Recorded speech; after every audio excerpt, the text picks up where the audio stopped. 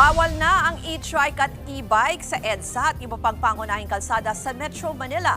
Maganda na yung malinaw, nag-aalala kasi ang mga kagaya ko na may e-bike, panghatid sa estudyante, pangpalengke at service na din para makatipid sa gastos ng pamasahe. Ulitin nga natin ang sinabi niya, para malinaw kung saan bawal ang e-bike sa Sa ngayon. EDSA at iba pang pangunahing kalsada sa Metro Manila. Sa EDSA at iba pang pangunahing kalsada sa Metro Manila. Sa Metro Manila. Sa Metro Manila. Malinaw na diba? Kaya teka lang, wag muna tayo mataranta sa pautot nila. Gusto din natin na makatipid kaya tayo bumili ng e-bike. Laking tuwa ng mga trike driver na abot leeg maningil ng pasahe. Buong umaga, nagbigay babala lamang ang mga law enforcers ng LTO sa mga napapara nilang e-tricycle at e-bicycle na dumaraan sa mga national road gaya sa Ross Boulevard, Corner Buendia sa Pasay.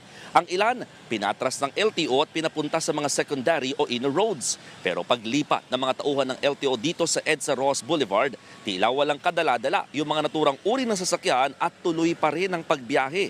Ang iba, tila ginawa na nga itong terminal. Kahit nasa bicycle lane naman ng ilang e-bike, pinara pa rin sila ng mga otoridad. Bukod kasi sa walang suot na helmet ang ilan, nakatsinelas pa.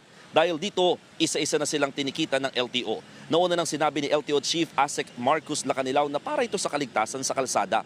Git nila, hindi kasi angkop ang bilis ng mga e-trike para makasabay sa mga mas malalaking sasakyan sa ganitong malalawak na lansangan. Yan ay lalo't gumigit na paro madalas sa mga ganitong uri ng sasakyan na delikado kapag nabangga. Ang mas masaklap, marami sa mga nagmamaneho nito kung hindi walang lisensya ay pawang menor de edad pa. 4 ang unang tinukoy ng LTO na tututukan muna, yan ay ang EDSA mula Pasay hanggang Monumento, buong kahabaan ng C5 Road at Ross Boulevard, maging sa Quirino Avenue hanggang Magallanes, malapit sa South Luzon Expressway o SLEX. Kaya galit na galit yung mga taga-toda. Nabawasan na nga sila ng pasahero dahil naka-e-bike na ang pasahero na inaabangan nila, ang masaklap yung iba, namama sa hero na din.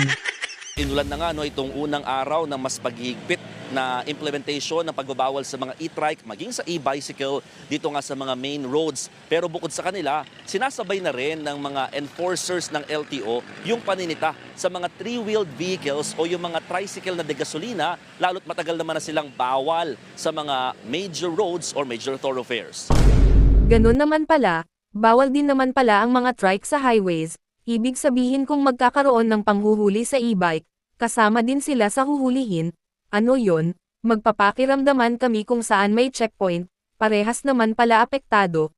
Ibig sabihin, kung maluwag ang implementation sa mga trike sa probinsya kagaya ng Cavite, Batangas at Laguna, maluwag din para sa mga e-bike, pahabaan na lang ng leeg, baka may checkpoint sa unahan. Wala naman kayo binibigay na lugar kung saan pwede magrehistro ng e-bike. Oo, dito sa Pasay route, meron silang mga tinatawag na may ordinansa sila para sa mga e-tricycle or kahit nga yung mga tricycle talaga na ginagamit pamasada para nga maghatid ng mga pasahero. Pero nilino din doon sa ordinansa na yon na kailangan sumunod pa rin sila doon sa JAO or Joint Administrative Order 2014-01 ng MMDA at saka ng LTO na kung saan bawal talaga sa mga main thoroughfares or major roads at national highway ang mga naturang tricycle o mga three-wheeled vehicles.